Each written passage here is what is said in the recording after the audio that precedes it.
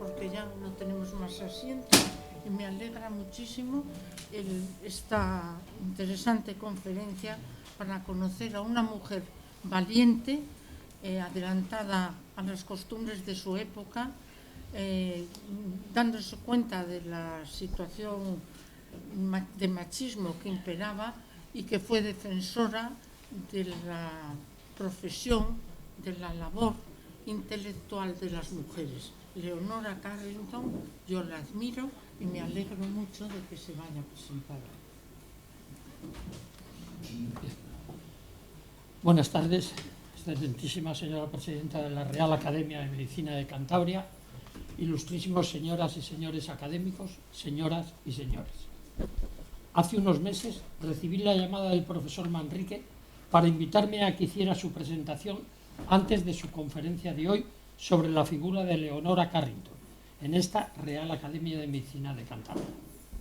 Conocí a Paco Manrique cuando me reincorporé al ya Centro Médico Nacional Marqués de Valdecilla a finales de 1974. Era el jefe del servicio de psiquiatría que ocupaba el popular pabellón 20 de Valdecilla, la primera unidad de psiquiatría integrada en un hospital general en España desde el momento de su fundación por el Marqués de Valdecilla en 1929. Este diseño de unidades de ingreso psiquiátrico intrahospitalario fue obligatorio 57 años más tarde a partir de la ley de 1986 para todos los hospitales generales del país. Fue el segundo jefe de servicio de psiquiatría de la Casa Salud Valdecilla. Sustituyó a su maestro en la especialidad, el doctor Aldama Truchuelo, que falleció en 1970. El doctor Manrique, Paco, pronto entrará en la 10ª década de vida, con una salud y estado físico excelentes, y por los retos que sigue enfrentando, un estado mental envidiable. Ambas cualidades dicen también mucho de los mimbres en los que se formó a lo largo de su larga vida, su persona y su personalidad, y que, como nos contó en una de sus conferencias, ha ido adaptando a lo largo de su vida. Un luchador en su juventud y primera madurez, que ha devenido en un hombre tranquilo, sosegado, pausado pero activo en la vejez. Nacido en Santoña en 1934, le tocó vivir la Guerra Civil, la época más dura de los últimos 120 años. Todo eran carencias y en ellas creció y fue educado. Su padre fue maestro nacional y por tanto de él tuvo la oportunidad de recibir su consejo y enseñanza para aprender a hacerse una persona instruida, educada y saber que nada les haría regalado. Eran tiempos de escasez, de juguetes de madera, de jugar en la calle. No había miedo a que te pillara un coche porque estos eran algo excepcional. Se jugaba con pelotas de trapo, a las chapas, a las canicas y otros muchos juegos que han desaparecido de las calles y se han sustituido por los teléfonos móviles. No vieron jugar al Real Madrid ni al Barcelona porque no existía la televisión. En las casas se podía escuchar la radio local o radio nacional y a la hora de comer el parte. En aquellos tiempos de su infancia eran raros aquellos negros teléfonos de baquelita con el disco para marcar colocados en medio del pasillo de la casa. No había calefacción ni agua caliente. El agua para el baño se calentaba en cazuelas y se aprovechaba con todos los hermanos una vez por semana. La cocina era de carbón y se encendía todas las mañanas, labor que tuvo que realizar su abnegada madre, que, como todas entonces, tenían un enorme trabajo, con una dedicación absoluta a la casa y la familia. Con todo, a pesar de las carencias que podían existir frente a la abundancia de los tiempos actuales, la gran mayoría de los niños eran felices con su vida. A Paco, como a todos los niños aquellos duros años, sus padres le inculcaron una disciplina y una educación, y aquellas enseñanzas supo aprovecharlas. La tierra prometida, un futuro mejor, llegaría con el esfuerzo. De las enseñanzas paternas recibió el mejor consejo. Solo el trabajo dedicado al estudio le permitiría alcanzar las metas que se propusiera. Ese trabajo tan regular como el del albañil que coloca ladrillos y ve crecer su pared, frente al trabajo intelectual, sin acicates, sin conocer a qué meta conduce, porque la meta es vivir disfrutando el camino cada día. Ese recorrido de esfuerzo fue el que realizó también su padre, que le enseñó a ser inconformista. Peleó un destino mejor, no para él, sino para su familia, para sus hijos, y consiguió la plaza de maestro en Salamanca. Allí transcurrieron los años de juventud del doctor Manrique, y allí consiguió la formación que anhelaba para ellos su padre. Allí acabó los estudios de medicina en 1960. Entonces no había más de 12 universidades en toda España. O vivías allí o pocas familias podían hacer el enorme esfuerzo para enviarte a cualquiera de aquellas pocas ciudades a recibir una enseñanza universitaria. Allí sigue volviendo a la tierra que le vio crecer, que tanto le atrae y que también conoce. Cerca de Salamanca viven varios de sus hermanos. Los conocí cuando el 28 de septiembre de 2018 esta Real Academia, junto a la Real Academia de Medicina de Salamanca y la Real Academia Nacional de Medicina de España, rindieron homenaje a la Universidad de Salamanca en su 800 aniversario. El discurso principal de nuestra Real Academia, en homenaje a la 8 veces centenaria, fue impartido por nuestro entonces vicepresidente, el profesor Díez Manrique. El tema era oportuno y atractivo en un foro como aquel: enseñanza universitaria y enseñanza popular, contrastando las limitaciones que tiene el conocimiento científico de la psiquiatría, tanto ahora como a lo largo de siglos anteriores, con pautas de diagnóstico y tratamiento históricamente dramáticas, con un análisis paralelo de la riqueza que aporta el conocimiento popular a través del amplio refranero que señala las características del modo de comportarse, de percibir y de tratar al enfermo mental. Siempre le consideré uno de los médicos de la generación anterior al Valdecilla, refundado por el doctor López Vélez, que procedían de la Universidad de Salamanca, la gran mayoría salmantinos, que ocuparon puestos de responsabilidad asistencial al máximo nivel. El doctor Manrique alcanzó también por oposición la primera plaza docente universitaria de psiquiatría y lideró diversos proyectos de investigación con su grupo que tuvieron una gran repercusión en el mundo de la psiquiatría a nivel nacional e internacional. Ha sabido compaginar sus aficiones intelectuales con su interés por el deporte, que cultivó regularmente desde muy joven. Disfrutaba con Josefina y sus hijas nadando en la playa de Isla y no dejaba de subir al Alto de Campoo o más allá cuando había nieve. Su buena forma física era patente cuando hace unos años cumplió en varias etapas con el objetivo de terminar el Camino de Santiago. Ya jubilado, nos veíamos cuando volvía de su hora de natación cada mañana, y desde que se cerró la piscina le puedes encontrar caminando y si tienes tiempo te puede invitar a tomar un café. Pero Paco Manrique tiene muchas cualidades, otras muchas cualidades que merecen destacarse, porque resistió 3 décadas en una jefatura de servicio, siendo querido y respetado por todos sus colaboradores y discípulos. Quizá fuera porque sabían que peleaba por todos ellos sin excepción. No sé si recuerda todavía la anécdota de las plazas de profesores asociados de psiquiatría que me llegó a pedir cuando, a petición del rector Ortiz Melón y del doctor López Vélez, me hice cargo como primer director de la Escuela Universitaria de Enfermería de Valdecilla, para poner en marcha el programa y currículum universitario. Paco me vino a pedir que los compañeros del servicio de psiquiatría que no podían entrar a colaborar como profesores fijos de clases prácticas en la Facultad de Medicina lo pudieran hacer en la Escuela de Enfermería. Era imposible por lo escaso del presupuesto, con contratos precarios y pagos por horas de clase y sin ningún contrato fijo. En el tira y afloja decidió que dejarían de dar las clases de psiquiatría, un problema más para el rodaje de la escuela y una defensa del grupo por encima de sus intereses particulares. Esto no impidió que tuviera con él una muy buena relación personal y profesional. Me confió el tratamiento del padre de Josefina, el doctor don Manuel Ruiz Berrire, que fue toda una vida el médico de Suesa, también una personalidad muy atrayente. Cuando finalicé aquellas visitas, don Manuel me hizo un regalo. Una peseta, le dije, una moneda me dio de oro. Cuando teníamos las reuniones de la facultad del departamento o de la facultad de medicina, increíblemente en alguna de ellas, en ocasiones se vivían situaciones de tensión. Nunca el doctor Manrique tuvo una voz más alta que otra. Siempre su palabra era sosegada, pausada, sin altibajos. Era la persona que podía poner tranquilidad en todas estas situaciones, incluso con alguna nota de humor. Cuando se incorporó a nuestra Real Academia, pude tratarle algo más.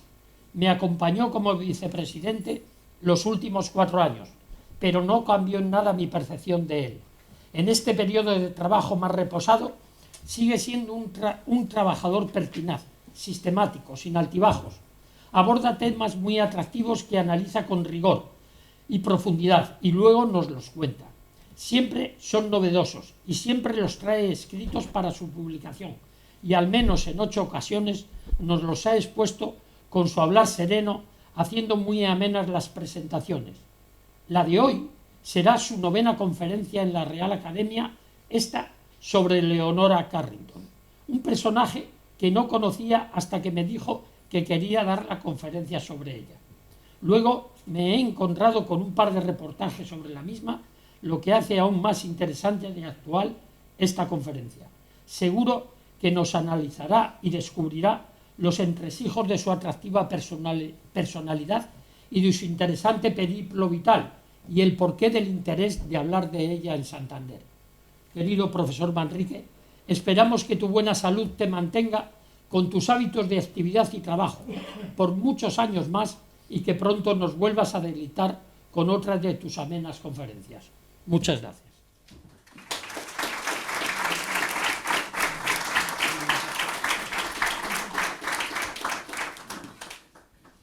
El doctor Díez Manrique tiene la palabra. Muy bien. Primero, bueno, agradecer la presentación. Efectivamente, yo fui vicepresidente durante unos años con José Ramón, pero no tuve mucho que hacer. Vamos, los vicepresidentes nunca hacen nada. Solo el tiempo que estuve con él me dediqué a ponerle H's a sus actuaciones. ¿Sabéis lo que son las H's? Sí. Pues José Ramón es un hombre impulsivo, trabajador, dinámico, pero de vez en cuando pues, tiene un carácter que se le va. Entonces, había 2 hermanos que tenían un negocio y uno de ellos pues era un poco brusco y le habían hecho alguna faena a los proveedores y dijo, se van a enterar. Les llamo y dice, no les llamas, escríbele porque... y luego me das a corregir la carta, porque de ti no me fío yo mucho. Con que efectivamente escribió, le dio la carta, la leyó y dijo, bien, prudente, moderada, correcta, pero hijo puta se escribe con H. Pues yo me dediqué durante 4 años a ponerle H a las actuaciones de...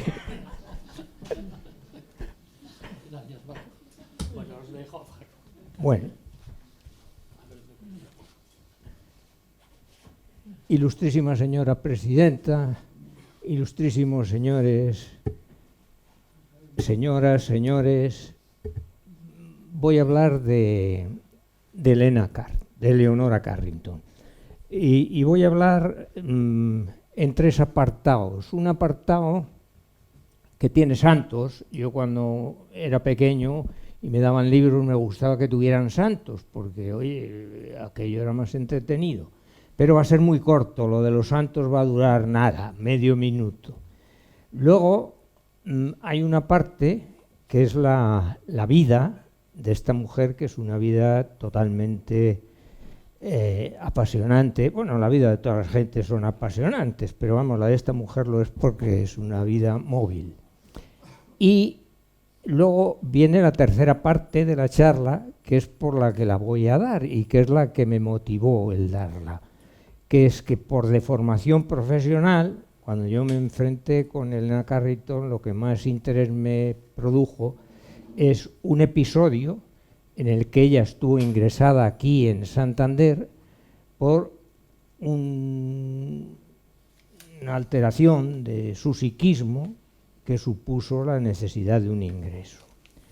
Entonces, en estas tres partes, yo voy a tardar, a ver si puedo, 40 minutos o así. La señora presidenta me corta cuando quiera.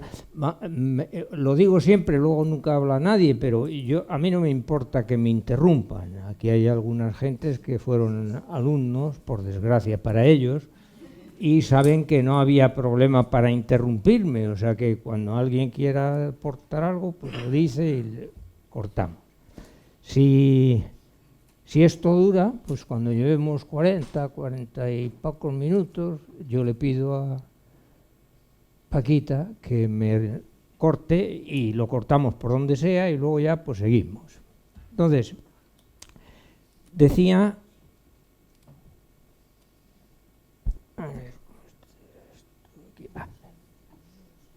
que esta primera parte es de santos.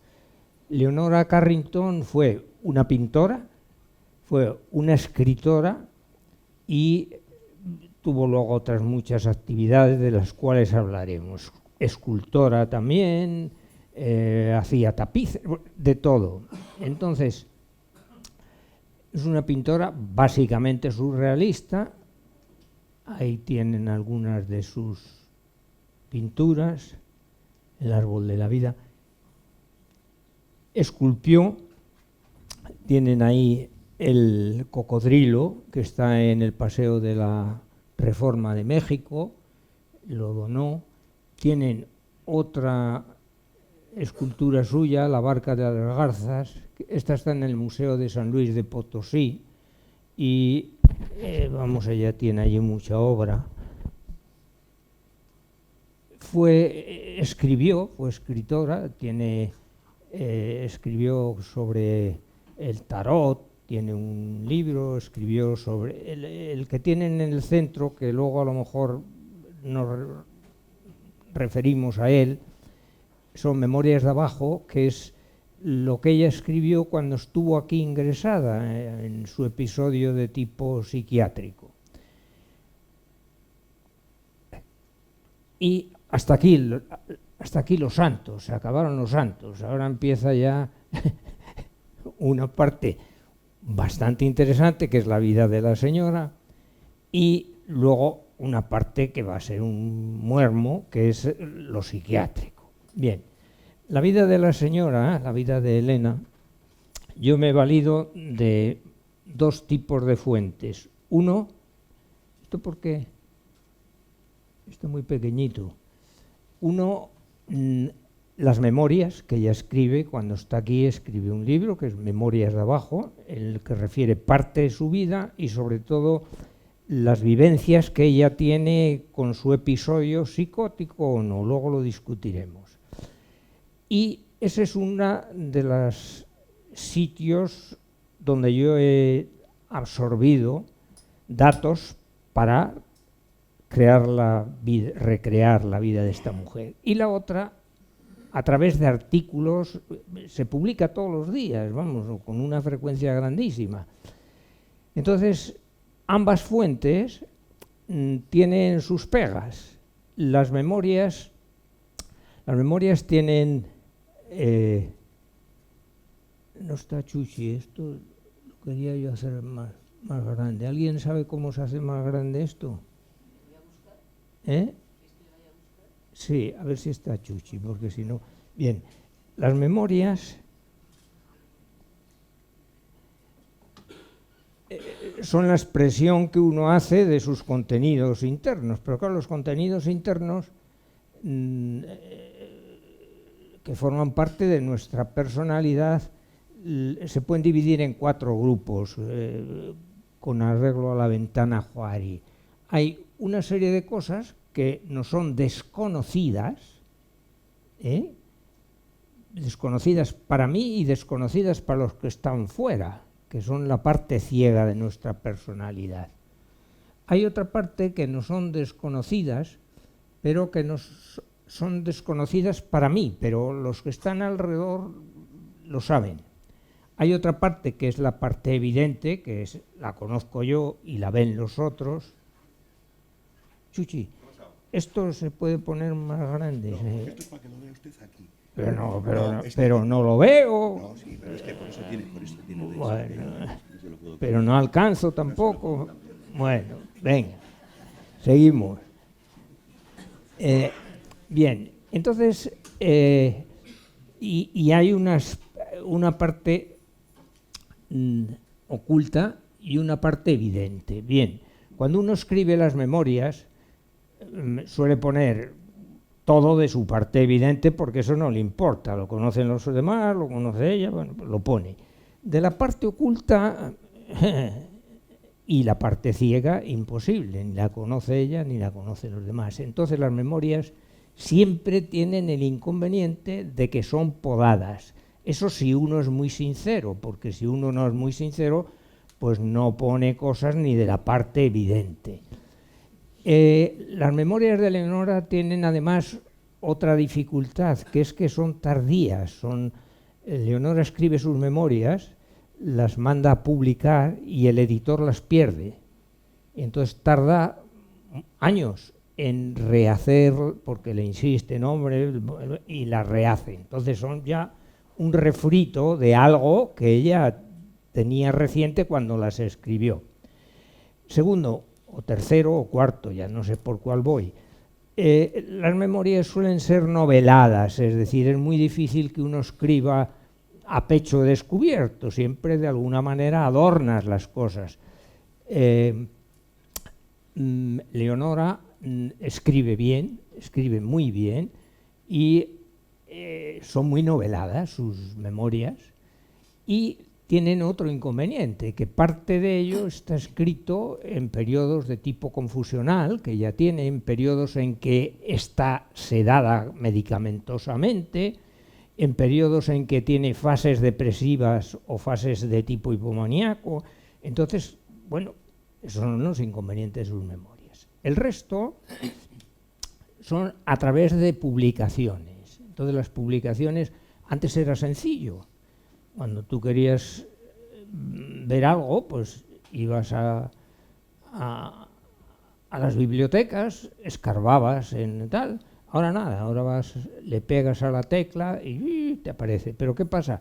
Que se van copiando unos a otros. Entonces, parte de los artículos que tú puedes coger en internet o donde quieras, pues son artículos de tipo repetitivo, que alguien escribió en su día, que luego siguieron escribiendo, y si se introduce en el curso ese del copie, se introduce alguna mentira o algún error involuntario, pues eso se sigue repitiendo eternamente. Entonces, por si esto no fuera poco, algunos de estos artículos son tendenciosos. Esta mujer parece un cuadro de tipo psiquiátrico. Entonces es sometida a un tratamiento, el que se podía dar en aquel tiempo, y luego hablaremos de ello, y parte de estas cosas se han escrito como si aquello fuera una tortura y lo que se le hizo pues fuera algo impensable. Luego veremos que los tratamientos, no en psiquiatría solo, hemos estado tomando aspirinas eternamente, muchísima gente, de las cuales algunas se han muerto con hemorragias porque entendían que era perfecto tomar aspirinas, y hemos comido pescado blanco y luego nos han dicho que no, que lo que había que comer era azul, o sea que tampoco la medicina funciona, la medicina no psiquiátrica, funciona con una linealidad perfecta, es decir, bueno, bien, si me pierdo me lo decís también.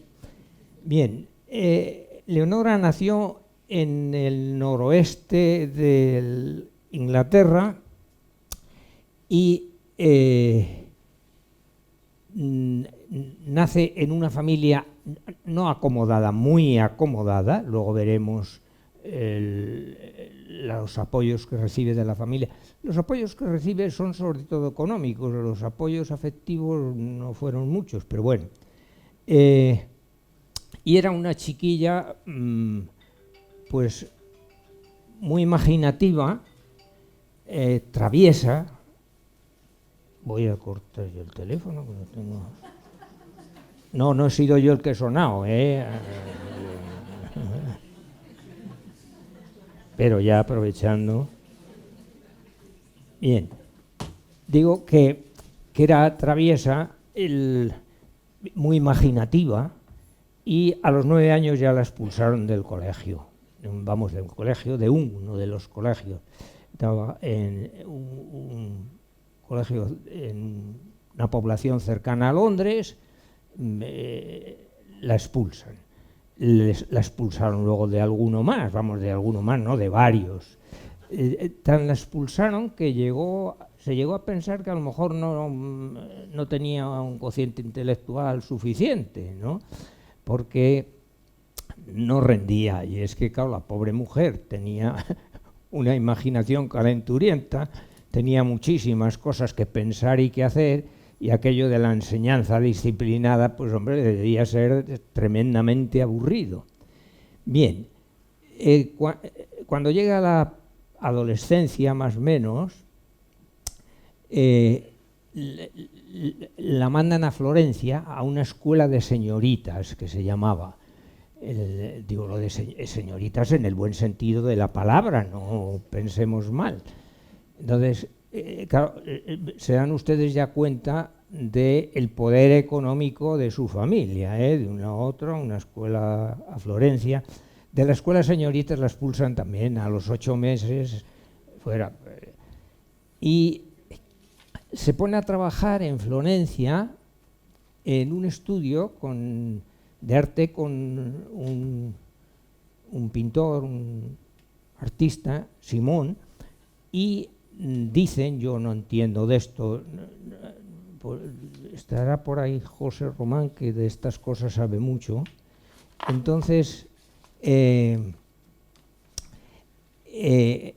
ella, bueno, ya tiene una tendencia surrealista, pero pinta sobre todo acuarelas en aquella época, y cuando es expulsada de la escuela de señoritas y entra con este hombre, pues empieza a copiar cosas de Florencia. Hombre, Florencia es un sitio fácil para copiar cosas de todo tipo, y adquiere una formación de tipo artesanal, digámoslo así, de lo que es la pintura, importante.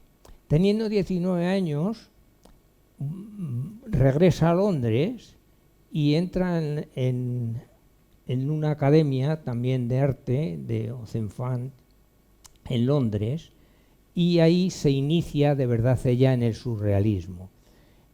Este hombre, el Oxenfant, era un hombre, por lo visto, yo no tengo datos más que lo que he leído, pero debía ser un hombre muy rígido y disciplinaba mucho a la gente. Bueno, pues esta mujer, que había sido expulsada de varios colegios, que no toleraba la docencia disciplinada, cuando da con algo que a ella le interesa, que es pintar, tolera las presiones que este hombre ejerce sobre sus alumnos y trabaja como una enana. Que Dios me perdone por lo de los enanos. Bien, teniendo 20 años, conoce a Max Ernst, que era ya un pintor importante, que tenía 50 años, mientras que ella tenía 20, pero que se enamora perdidamente. Bueno, el hombre, yo he visto fotografías, era un hombre atrayente, como además era un gran pintor y tenía dinero y esas cosas, pues se enamora. La pareja se va a vivir a San Martín de Ardèche, al sur de Francia, al Ródano, cercana al Ródano, y establecen allí su nidito de amor.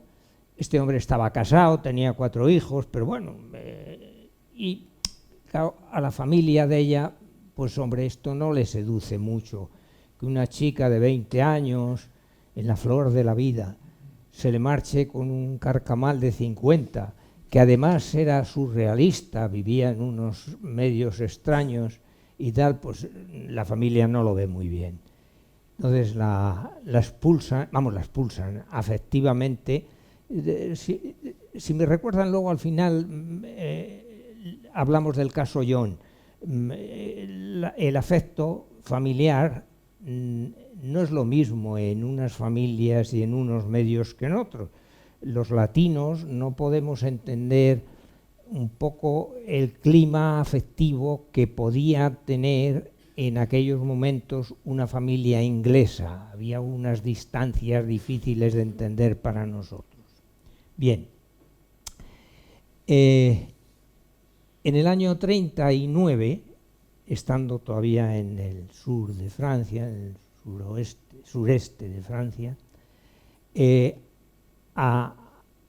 al marido, a Ernst, le detienen. Es la Francia ocupada. Este hombre era alemán, judío alemán. Ellos estaban metidos en círculos antifascistas y entonces, hombre, tampoco hacía falta muchas cosas para detener a un señor en la Francia ocupada, pero vamos, si encima estabas metido en estos jaleos, pues vamos, miel sobre hojuelas. Entonces al hombre lo detienen. Cuando detienen a Mersenne, esta mujer se desquicia en el sentido de que, bueno, se ve inquieta, preocupada, con temor a ser detenida también, porque ella también estaba en esos fregados de antifascistas, y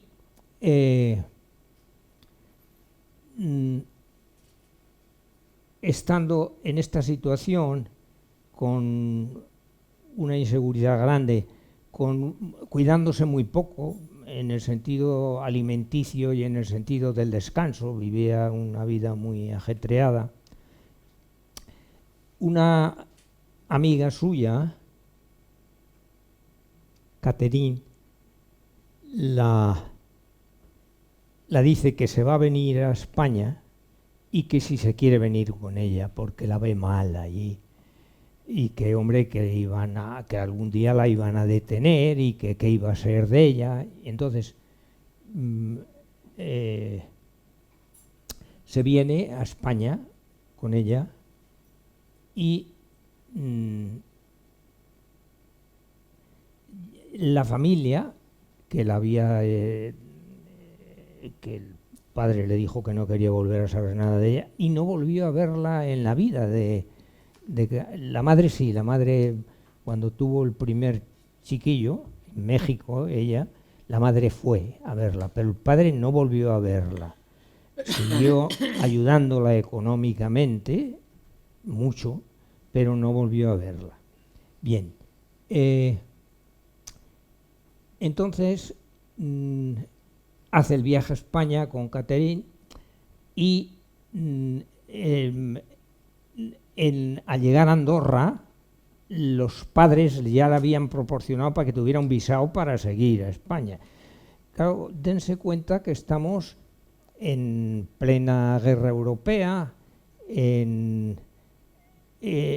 con una situación muy conflictiva. ¿Qué poder hay que tener de tipo económico para decir, bueno, pues a Andorra a buscarle un visado a la niña? Bien, entonces hace el viaje a España con Catherine, luego volveré a insistir en el viaje porque ya empiezan los conflictos de tipo psicológico y se vienen a Barcelona y de Barcelona se viene a Madrid. Al llegar a Madrid tiene la mala fortuna de que es violada, parece que unos requetés, vamos, da lo mismo de qué bando, porque en tiempo de guerra y posguerra las violaciones pues eran frecuentes.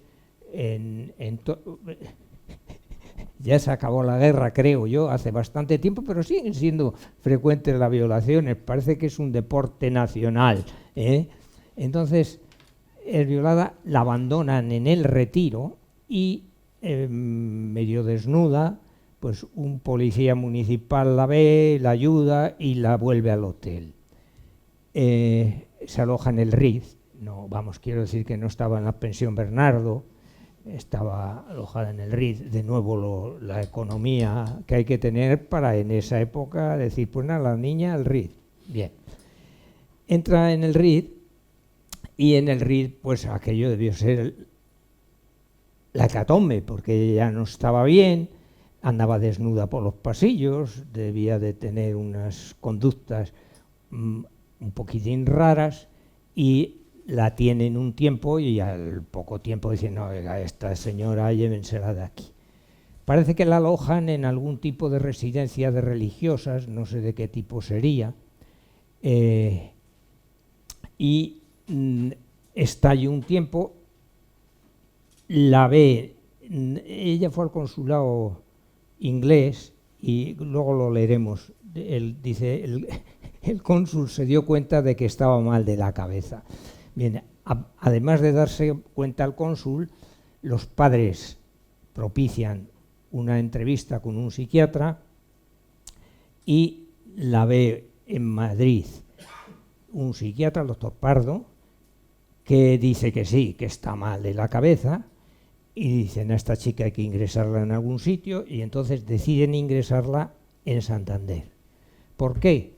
Bueno, pues porque estábamos en un tiempo de posguerra extraño, no había muchos sitios, sitios de postín, digámoslo así, para ingresar a una chiquita de este tipo, y aquí había un sanatorio magnífico de reposo, y España en aquel momento era un país neutral, pues entonces traen a la chiquilla, a Leonora a Santander. Entonces, en Santander, luego hablaremos de su estancia en Santander y de su situación psiquiátrica. ¿Cómo ando de tiempo? Mal. Bien. En Santander viene al sanatorio del doctor Morales. Este es el sanatorio del doctor Morales, sanatorio de Peñacastillo se llamaba entonces, que si se dan cuenta pues es un edificio, un palacio inquietante, tiene unos chirimbolos de tipo medio gótico ahí, extrañísimo. El palacete pertenecía a López Ollo, que fue un personaje de la minería que trabajaba en la blenda aquí, y lo cede, lo coge la familia Morales, lo reformaron y el palacete estaba, el arquitecto fue un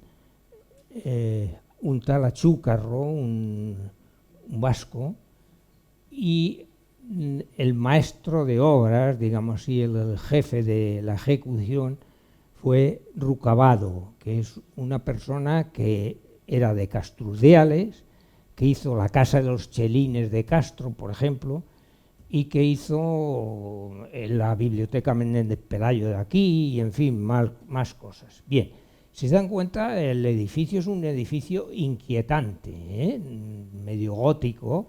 Quiero decir con esto que, claro, una persona que se despierta con el estado confusional que esta mujer tenía y encontrarse en aquel edificio, que luego veremos, tenía un comedor con 6 ventanales, tú te lo sabes, ¿no?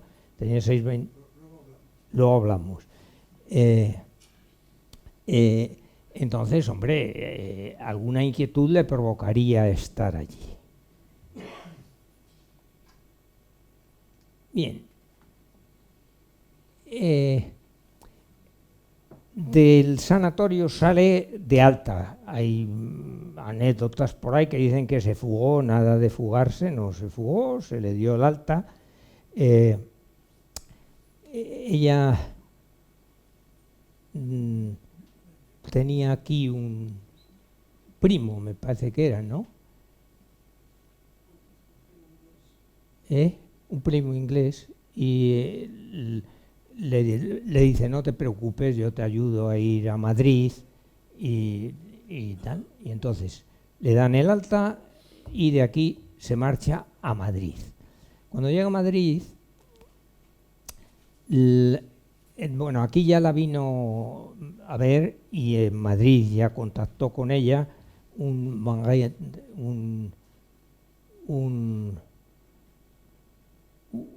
ejecutivo de las industrias de la familia.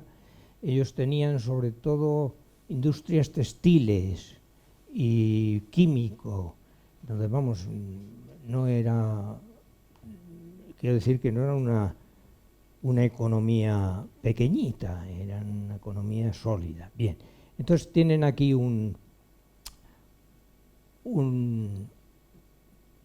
directivo y se pone en contacto con ella y le dice, no te preocupes, que te vamos a llevar a un centro magnífico en Sudáfrica. Y le dicen, te vas a Lisboa, y de Lisboa pues ya viaja a Sudáfrica. Entonces ella, lo de ir a Sudáfrica a otro sanatorio no la seducía mucho, y le propician ir a la Embajada de México, y en la Embajada de México se encuentra con Leduc. Leduc era un poeta, su padre también era escritor, y la había conocido en París. Ella en París se relaciona con toda la comunidad literaria y pictórica y artística en general, y una de las personas que conoce es Leduc. Leduc le propone casarse. Se proponen mutuamente casarse. ¿Por qué? Porque, hombre, una mujer sola en aquellos tiempos, ahora tampoco mucho, pero bueno, en aquellos tiempos pues no podía vender ni comprar ni tal, ni no sé qué. Si estabas casada ya solo, y pongo el solo entre comillas, necesitabas el permiso del marido. Ya con el permiso del marido podías viajar y subir y bajar. Entonces, contraen matrimonio, parece que con la intención de protegerla. El matrimonio dura 1 año más o menos, y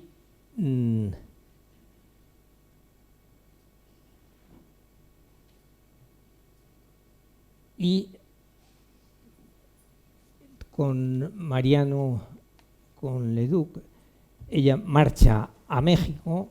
De México van 1 año a Nueva York, pero vuelve otra vez a México, y en México ya se asienta y allí termina su vida. Su vida, que fue larga, vivió 94 años, me parece, o sea que no. Bien, una vez en México, ya y separada de Leduc, contrae una relación que ya fue estable y definitiva con Chiqui, con Emérico Weiss. Chiqui era un fotógrafo también con una vida sobresaliente, que era compañero de Capa, el fotógrafo de las guerras, y le proporcionó ayuda durante muchísimo tiempo. Bueno, Capa y él se fueron en bicicleta. Los dos eran judíos y los dos eran centroeuropeos, y se les ocurrió irse a Berlín. Entonces, en Berlín, 2 chavales, vamos, 20 y tantos años, con un olor a judío que olían, vamos, la gente decía que olía a los judíos. Yo no sé si era cierto o no, pero vamos, eso, la gente había unas delaciones terribles, porque, bueno, pues este debe ser judío, yo no sé, pues los adivinaban. Bueno, entonces no era un buen sitio Berlín para 2 chavales sin dinero, sin medios, sin nada, tal. Y entonces, en bicicleta y sin un duro en el bolsillo, se largan y se van a París. En París ya contactan con alguien. Es curioso porque los contactos siempre son a través, o casi siempre son a través de empresas o de personas judías que se van protegiendo unos a otros. Entonces, el tal Chiqui termina recalando en México, Capa le ayuda a ese viaje, y en México, en los círculos de tipo literario y artístico y tal, conoce a Leonora, establecen una relación ya permanente, tienen 2 hijos, Guillermo y Pablo, y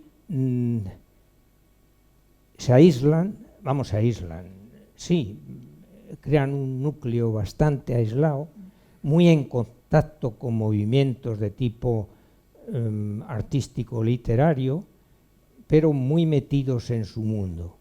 Y ahí ya Leonora empieza a producir cosas.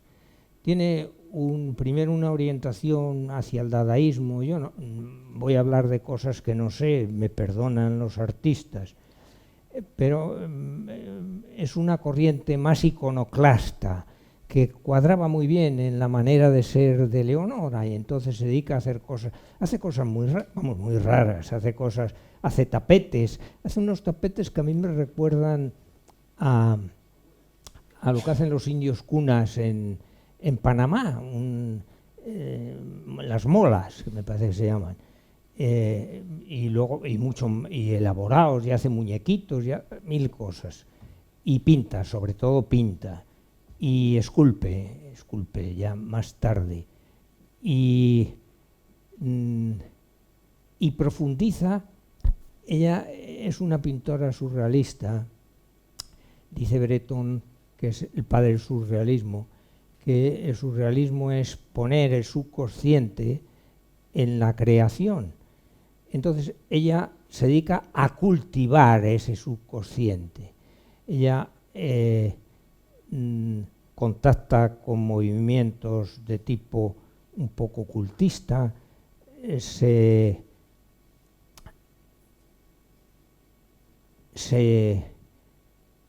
nutre de conocimientos que tienen que ver con el tarot, con las adivinaciones, con la cábala, con, en fin, ese mundo de tipo inquietante que a todos nos entusiasma, pero que muy pocos somos capaces de entrar en él.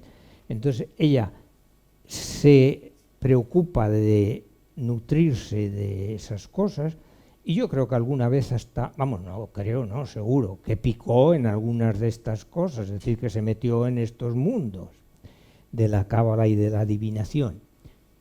Bien, aparte de estas actividades de tipo artístico, le queda tiempo para dedicarse a algo más prosaico, como pueden ser los derechos humanos o los derechos de la mujer. Ella es una feminista profunda, tiene 2 amigas, Remedios Varo y Orna, que son 2 feministas, como saben, de carácter internacional, y que eran muy amigas suyas y que la meten en este mundo, y ella termina siendo una feminista convencida, feminista de oficio, no de escaparate y pancarta, que eso no es feminismo, feminista. Entonces, falleció a los 94 años, es una mujer que tiene un museo entero dedicado a ella, que su casa se habrá convertido ya o se va a convertir también en un museo, y que raro es el día que no hay algún artículo, alguna conferencia, dedicado a ella, o que sea que es una mujer. Bien, ¿cómo ando? Mal. Bien. Entonces, En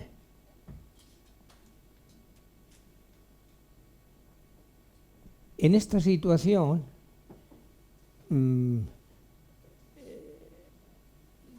que narré antes de que se viene a España y de que recala en Santander, ella tenía un cuadro de tipo raro. Entonces, cuando viene aquí, vamos a ver si tengo.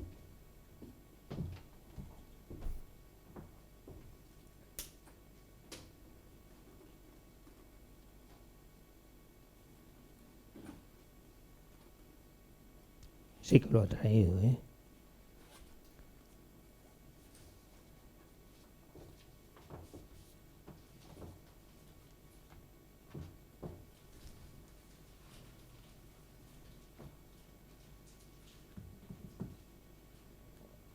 Cuando viene aquí,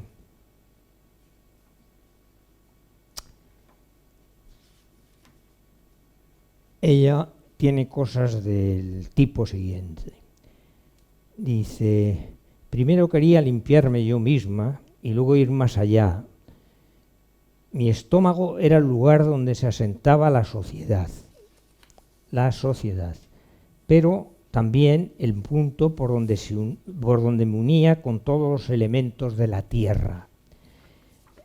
Era el espejo de la tierra, el estómago de esta mujer, cuyo reflejo es tan real como la persona reflejada.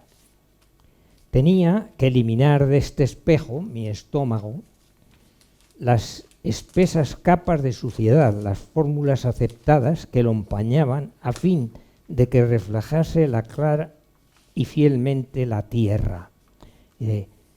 Cuando digo la tierra, me refiero, como es natural, a todas las tierras, estrellas y soles del cielo que hay sobre la tierra, así como a todas las estrellas, soles y tierras del sistema solar de los microbios. Esto dice ella, vamos, lo escribe en sus memorias cuando viene aquí. Anterior a esto, ella había tenido un periodo cuando detienen al amante, vamos, a la pareja. Ella había tenido un periodo en que está mal alimentada, dice, no comía, se provocaba vómitos,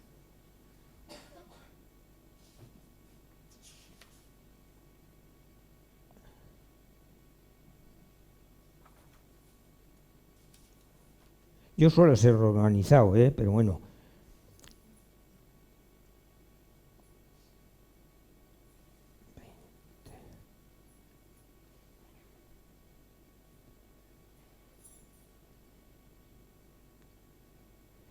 Bien, ella piensa que hay una especie de complot para hundir la humanidad prácticamente, y dice, la conclusión lógica de esta idea era denunciar el horrible poder de Van Gent, es el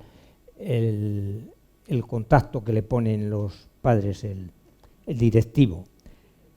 Y luego poder liberar Madrid. Dice, me parecía que la mejor solución era contribuir a que se estableciese un acuerdo entre España e Inglaterra. Así que llamé a la embajada británica y fui a visitar al cónsul.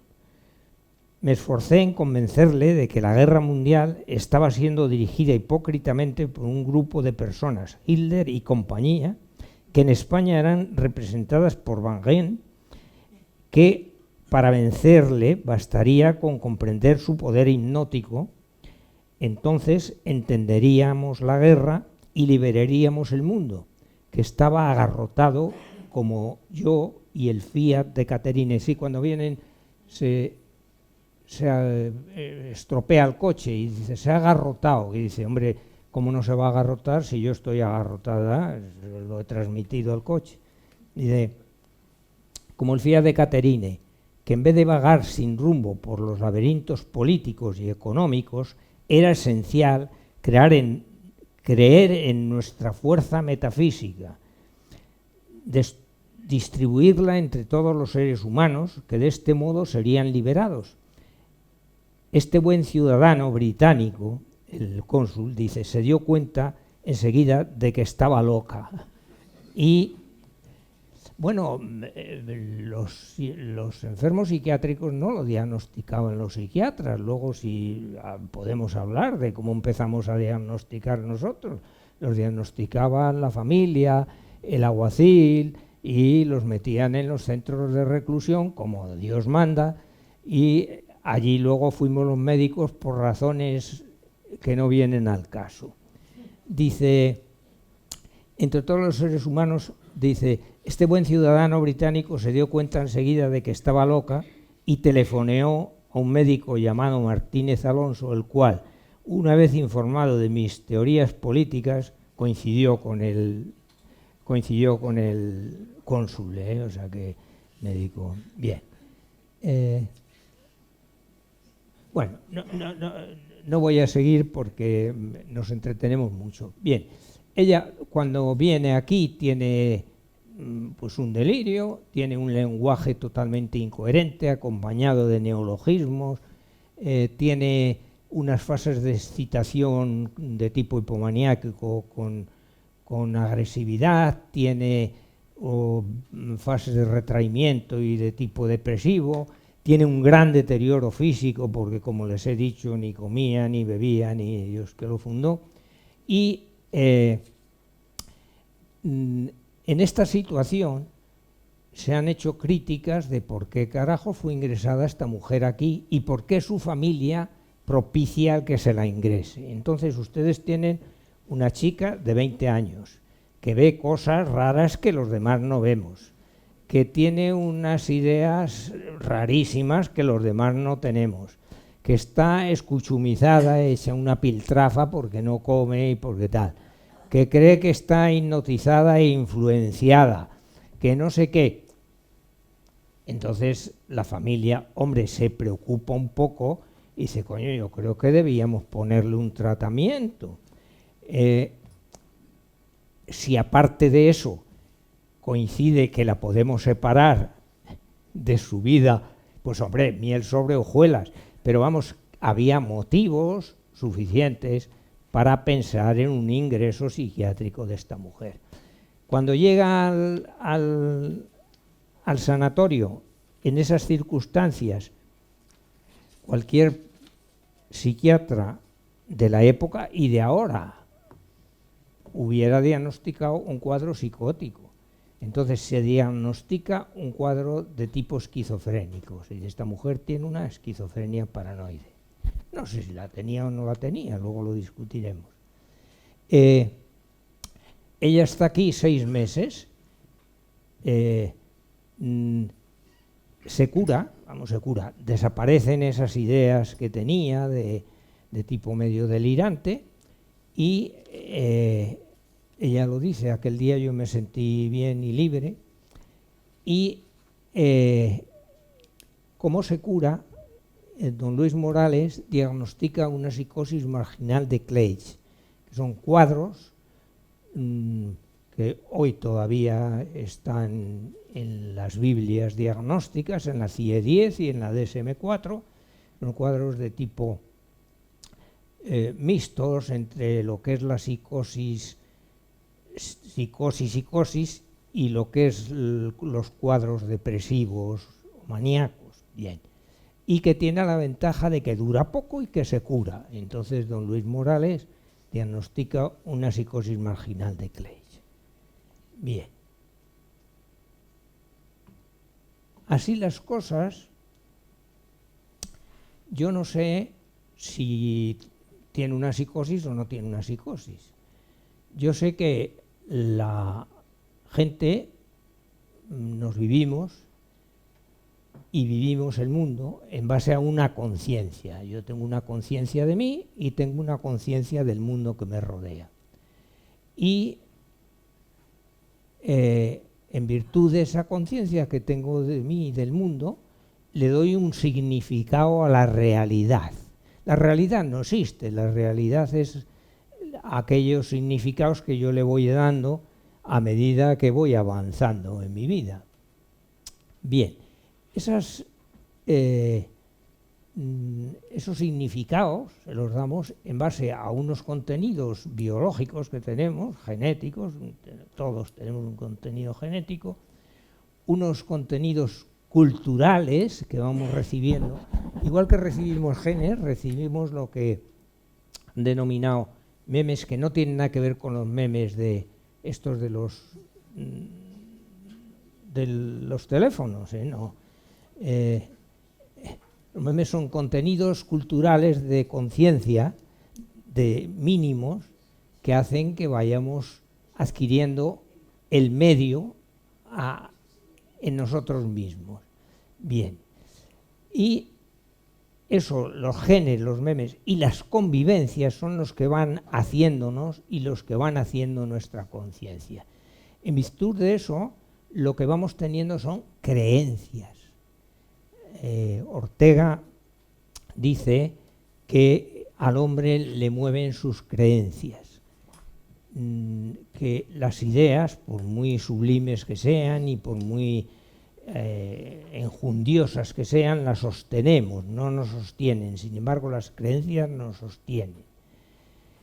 Y cuando uno entra en un cuadro psicótico, cuadro que podemos llamar psicótico, lo único que hace es cambiar su conciencia. La conciencia del psicótico es distinta. Cuando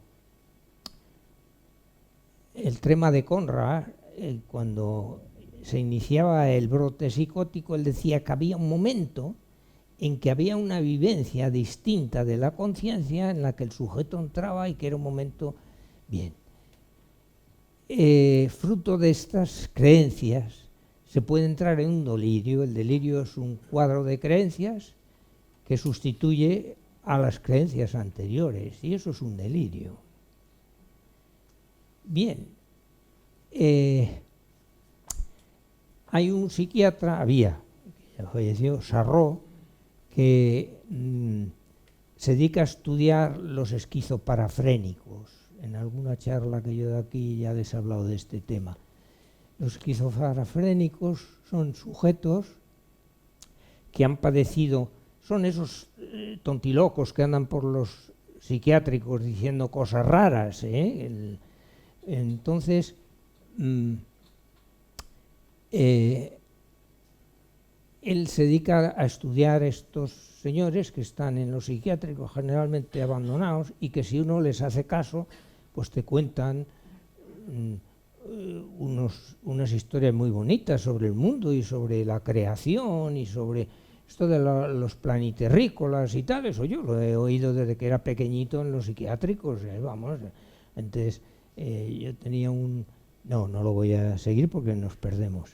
Tenía un paciente que tenía luego si quieren se lo cuento porque es muy interesante. Bien, Sarro entonces decía que tenemos dos tipos de delirios, unos que se basan en dependientes de la conciencia que tenemos del mundo. Entonces la conciencia que yo tengo del mundo, yo puedo hacer un delirio que son delirios sobre el fin del mundo, sobre la hostilidad universal, es decir, el mundo está en contra nuestra, sobre la deformación de los espacios y el tiempo. Esto, no hace falta estar muy psicótico de esto, hay, corrientes incluso filosóficas, la creación de seres fantásticos y las transformaciones simbólicas. Estos podrían ser los delirios en relación con el mundo. Existen unos delirios en relación conmigo mismo, que es la mesianidad, el creerme divino, la divinización, que es todavía más, el creer que puedo morir y resucitar. Esto no todo el mundo que anda por ahí suelto haciendo ciencia está exento de estas vivencias. En la pluralidad diacrónica y sincrónica de yo puedo estar aquí y estar en otro sitio. Bueno, esto hubo gente que lo estuvo. ¿Cómo se llamaba esta? La de Soria. Sí, hombre, la religiosa esta. ¿Cómo? Sí, hombre, una monja que estaba... ¿Santa? No, hombre, no, carajo. Santa Teresa tuvo otras cosas, pero esta no, hombre. A ver, hombre, si tuvimos un obispo aquí que era de Soria y que dio alguna charla sobre esta mujer, se traslocaba, estaba aquí y estaba evangelizando en el país, en países suramericanos. Bueno, bien, no sé, estas cosas existen, metamorfosis de la corporeidad, etcétera, etcétera. Bien, y hay un delirio que a mí me interesó siempre mucho, que es el delirio en el que participa la conciencia del yo y la conciencia del mundo, que es el delirio etnogeocentrista. ¿Qué es esto? Esto es creer que el lugar donde yo he nacido es poco menos que el centro del universo, que tiene karma, y que todos los que hemos nacido allí somos unos seres distintos, mejores, por supuesto, y privilegiados, y esto es el etnogeocentrismo. Esto hay muchísima gente, esto es una creencia,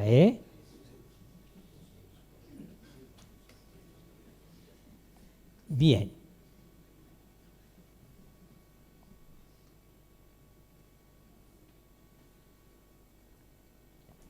¿Cómo se elabora el delirio?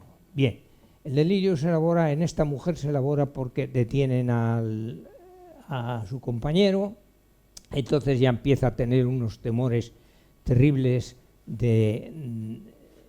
temores que son compartidos por el medio social en el que ella vive, es decir, nos van a detener. Ella, como he dicho, tiene una alimentación escasa, mala, anárquica, y su descanso también no lo es.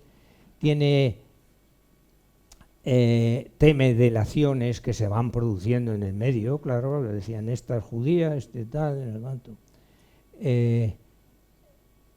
Hay del grupo al que uno pertenece, se va marchando gente, hay deserciones, van apareciendo noticias reales unas de la invasión aumenta, han detenido a no sé quién, ha sucedido no sé cuál, otros son rumores, pero da lo mismo, y esta mujer tiene un delirio persecutorio, dice, que tiene una base, dice, a mí me van a trincar en cualquier momento. Con este cuadro de tipo delirante, la mujer tiene una situación de ansiedad terrible, como tendríamos cualquiera de nosotros, y un delirio totalmente persecutorio. Entonces empieza a hacer mecanismos de defensa, todo el mundo nos defendemos, y ella hace mecanismos de defensa mágicos en un principio. Vamos a ver, todos, yo por lo menos, no sé, el que esté exento de culpa que tire la primera piedra. Hemos tenido pensamientos mágicos infantiles de poder, ¿quién de nosotros no ha dicho, si llego antes que aquel coche amarillo llega a no sé qué sitio, voy a aprobar el examen? Luego no aprobabas el examen, pero bueno, tú tenías esa fantasía de poder, o si hago tal cosa va a suceder bien. Entonces ella empieza a tener actos y omisiones en virtud de conjurar las cosas que le están sucediendo.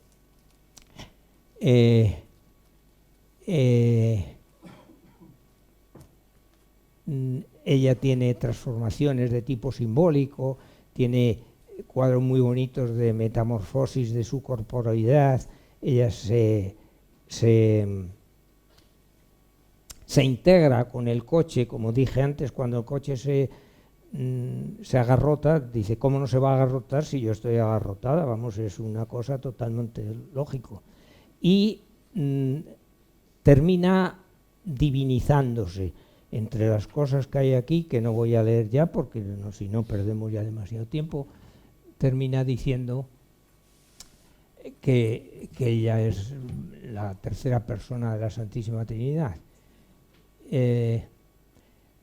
Aparte de que ella va haciendo un delirio, pues hay una serie de influencias que van favoreciendo ese delirio. Ella tiene un tratamiento, luego hablaremos de los tratamientos. Muchos de ellos son sedantes. Recibió tratamientos de choque. Vamos a ver, no, vamos a hablar ya.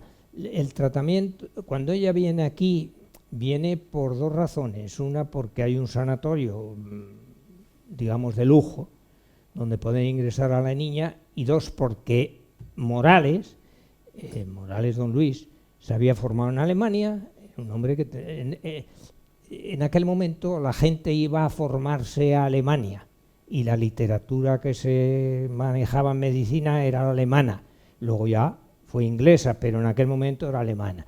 Entonces era, digamos, de fiar. Viene aquí y se le pone, ¿qué tratamientos se le ponen? Pues los tratamientos que había adelantados incluso a su época.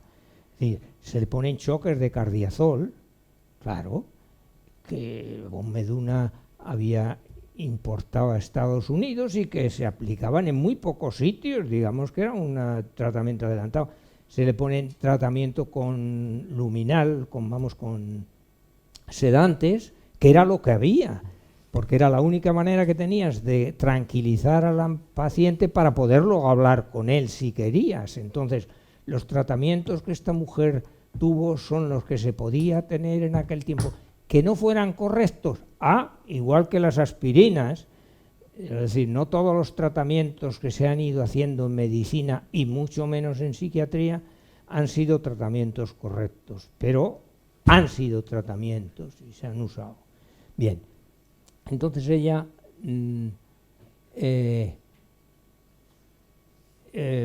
tiene una serie de producciones hasta llegar a una divinización, eso nada. Bien, sobre esta mujer y sobre su problema psiquiátrico se han escrito cosas. A nivel local, uno es Rafael Manrique. Rafael Manrique Solana no tiene nada que ver conmigo. Bueno, tiene que ver que fue alumno, que yo tutelé su tesis doctoral y que es un hombre a quien aprecio y quiero, pero quiero decir que no somos familia.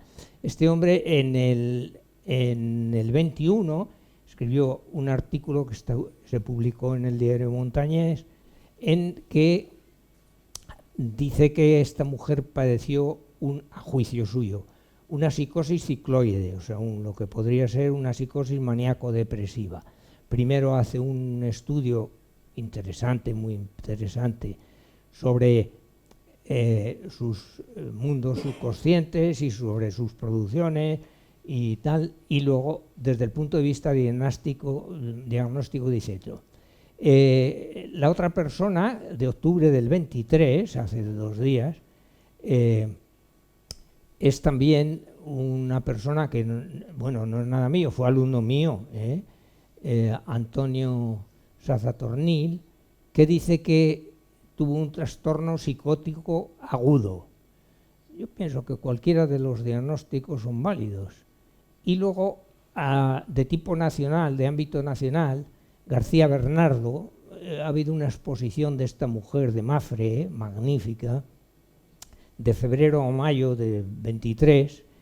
En el curso de esta exposición hubo una serie de intervenciones y entre ellas una conferencia magnífica, muy bien documentada desde el punto de vista biográfico y desde el punto de vista de producción artística y desde el punto de vista psiquiátrico, que dice que podría equipararse lo que esta mujer tuvo a una neurosis de guerra. Ya está en una situación bien.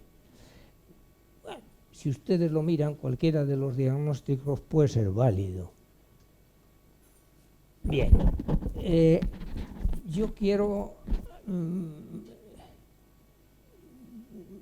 poner en tela de juicio los diagnósticos. A mí me parece que tampoco es muy necesario. Es necesario tener a qué agarrarse, pero hay que tener en cuenta lo que decía antes, los diagnósticos no los hacen los psiquiatras en un principio.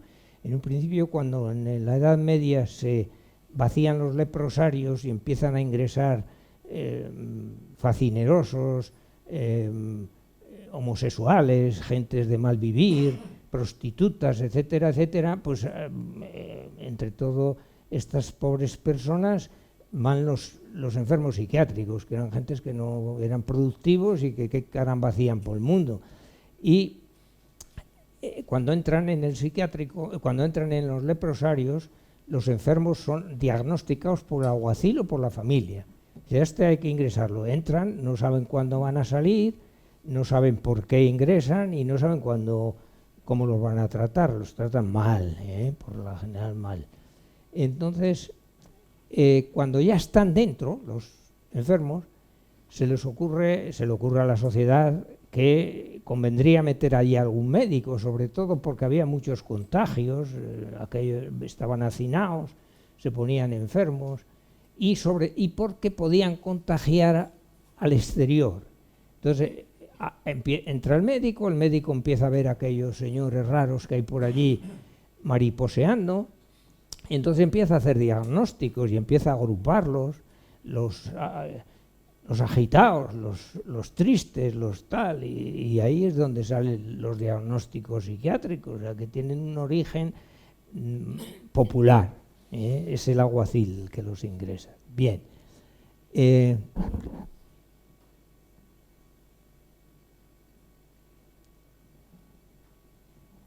Entonces me vale más el considerar que lo que la gente tiene son creencias, que cuando son de muchos, pues las asumimos como ciertas, y cuando son de uno solo, pues dices, está pirado. Entonces, por ejemplo, el delirio etnogeocentrista, el delirio nacionalista, pues hombre, es una creencia. De ahí que se erradique tan mal, ¿no? Vamos, no tiene erradicación. En lo que la gente crea, pues no hay manera de quitarlo. Claro, a mí me cuesta mucho trabajo poner un diagnóstico psiquiátrico a unas naciones enteras, porque los nacionalismos no lo son de regiones concretas, lo son de naciones, lo son de... incluso yo diría de continentes. Entonces, es difícil el poner un diagnóstico a algunos tipos de estas personas. Y como decía Forrest Gump, sobre esto no tengo más cosas que decir.